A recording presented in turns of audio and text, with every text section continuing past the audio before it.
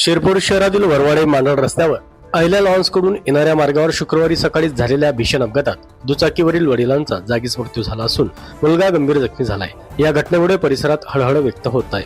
मिळालेल्या प्राथमिक माहितीनुसार नामदेव रुपचंद पाटील वय 65 राहणार हिंगणा तालुका यावल जिल्हा जळगाव हे हल्ली मुक्काम मांडळ तालुका शिरपूर व त्यांचा मुलगा श्याम नामदेव पाटील वय 35 हे दुचाकीने शिरपूरकडे येत होते।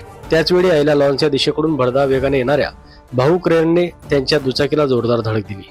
या भीषण धडकेत नामदेव रुपचंद पाटील यांचा जागीच मृत्यू झाला, तर मुलगा श्याम नामदेव पाटील यांच्या डोक्याला गंभीर दुखापत झाल्याने त्यांना तातडीने उपचारासाठी धुळे येथील रुग्णालयात हलवण्यात आले असून त्यांची प्रकृती चिंताजनक असल्याची माहिती मिळत आहे।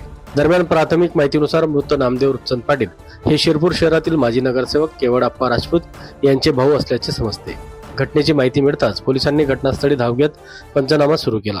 अपघाताचे नेमके कारण काय याचा तपास सुरू आहे। या अपघातामुळे परिसरात शोककळा पसरली असून भरधाव वाहनांवर कठोर कारवाईची मागणी नागरिकांकडून होत आहे।